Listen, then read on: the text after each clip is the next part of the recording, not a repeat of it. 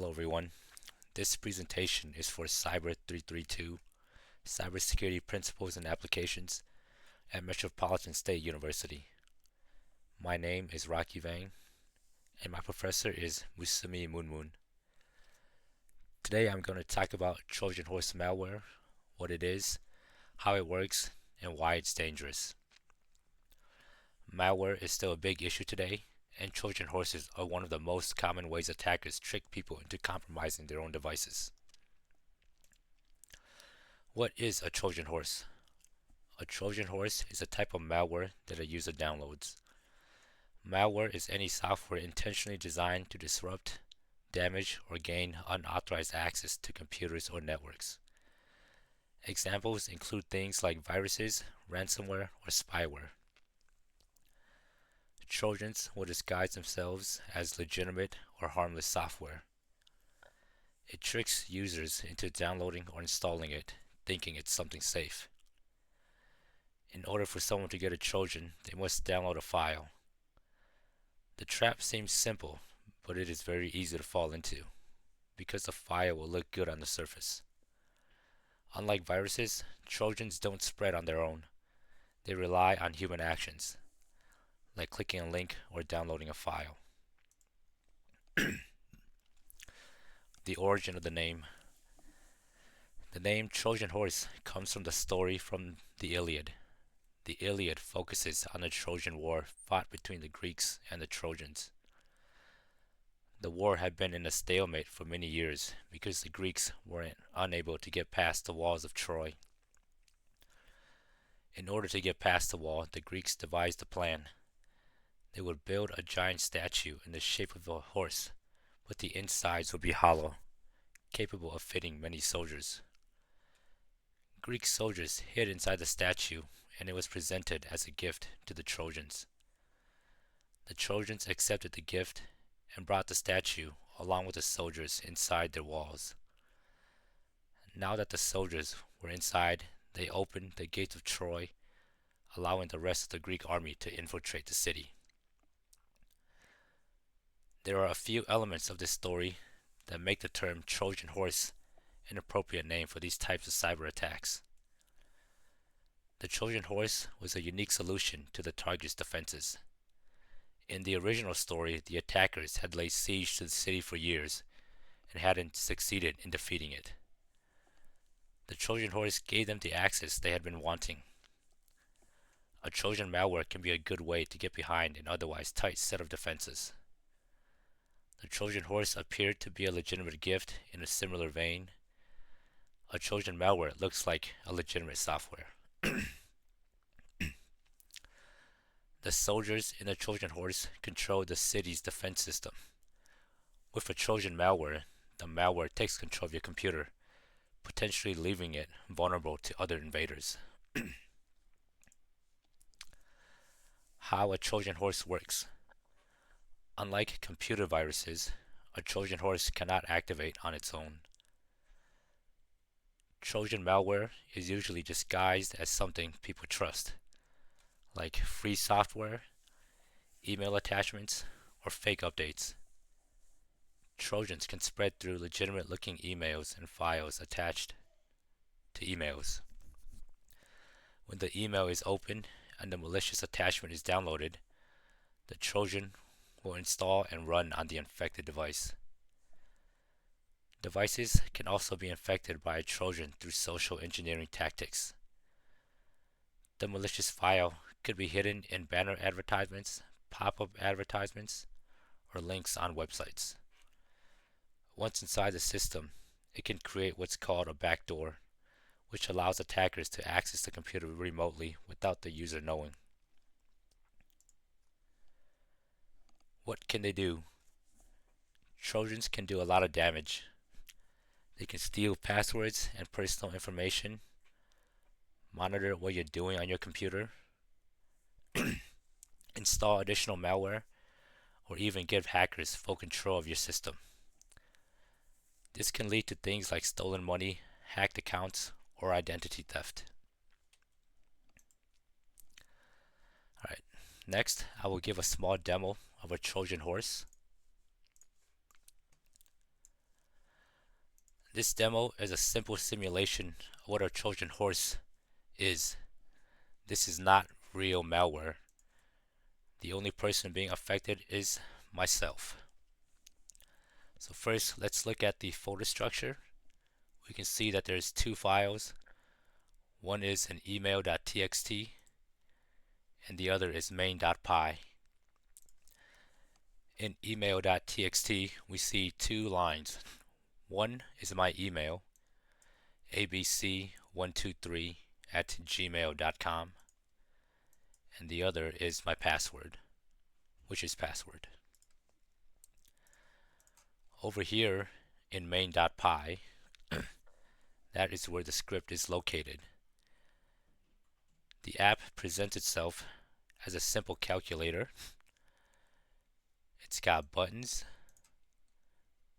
You can press the buttons, clear the display, and calculate our expressions. So let me just run that real quick. We can see here we have a normal calculator. We can do 1 plus 1. It's 2. 2 minus 1.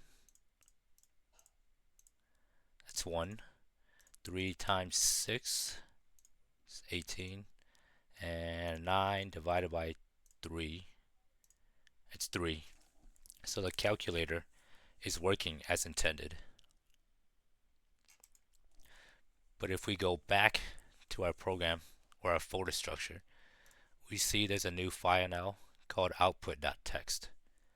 If we open output.txt, we see that it contains the exact same info that was in email.txt.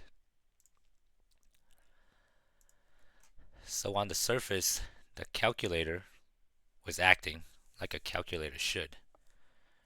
It was able to calculate all the expressions we gave it, but behind the scenes, it was doing something else entirely. It was stealing my data that was in email.txt. In this simulation, this is as far as the Trojan will go. But in real life, this data wouldn't just be saved back onto my computer. It would be sent over to wherever the attacker desired. And in real life, a Trojan is far more complicated than this. But this demo gets the point across. It shows that a Trojan will disguise itself as a legitimate program. It will stay sleeping until certain conditions are met. Then it will become active. In this case, it steals my data. And then it would send it somewhere else, all without my knowledge of it happening.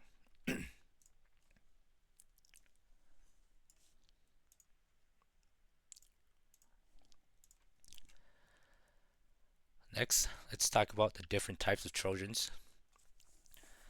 There are several different types, and they all differ in what their goal is, but they all rely on tricking the users. Here are some examples and what they do. A backdoor Trojan enables an attacker to gain remote access to a computer and take control of it using a backdoor. This enables the malicious actor to do whatever they want on the device, such as deleting files, rebooting the computer, stealing data, or uploading malware. A backdoor Trojan is frequently used to create a botnet through a network of zombie computers. A banker Trojan is designed to target users' banking accounts and financial information. It attempts to steal account data for credit and debit cards, e-payment systems, and online banking systems. Spyware Trojans are designed to sit on a user's computer and spy on their activity. This includes logging their keyboard actions, taking screenshots, accessing the applications they use, and tracking login data. A downloader Trojan targets a computer that has already been infected by malware, then downloads and installs more malicious programs to it. This could be additional Trojans or other types of malware like adware. Fake antivirus Trojan simulates the actions of a legitimate antivirus. The Trojan is designed to detect and remove threats like a regular antivirus program, then extort money from users for removing threats that may be non-existent. Some real-world examples. We have a Zeus banking Trojan, or a Z-bot. This is a banking Trojan that steals financial information. It is a toolkit that allows hackers to build their own Trojans. The source code uses techniques like form grabbing and keystroke logging to steal user credentials and financial details. Emotet is a Trojan that is spread through phishing emails. Once it has infected a system, it uses the user's contact list to send itself to friends and family members. Since the email is coming from someone on their contact list, the emails look less like spam and they are more likely to click on the bad URLs. Emotet started off as a banking Trojan, but evolved into a platform that is capable of sending many different kinds of malicious software, such as viruses, worms, or other Trojans. Rachni is a Trojan that spreads through email. Rachni is capable of turning your PC into a crypto miner, or it can encrypt your files and become ransomware. How to stay safe. A Trojan horse can often remain on a device for months without the user knowing the computer has been infected.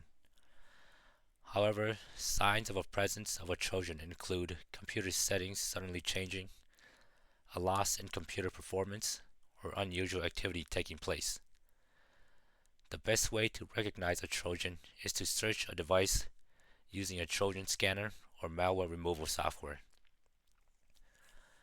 Avoid downloading files from unknown or untrusted sources. Be cautious with email attachments, especially from people you don't know, as these can be phishing attempts. Keep your software updated so security vulnerabilities are patched. Use reliable antivirus software regularly to detect threats. Other tips include while browsing the web, pay attention to the URLs displayed in your browser address bar. Also, inspect links before you click on them. Install a privacy or security extension from your browser vendor's extension store. Why it matters. Trojan malware affects both individuals and businesses. It can cause financial loss, data breaches, and serious privacy issues. As more of our lives move online, understanding these threats become more important. Conclusion. To summarize, Trojan horses are dangerous because they rely on deception. They trick users into letting them in, and once inside, they can cause serious harm.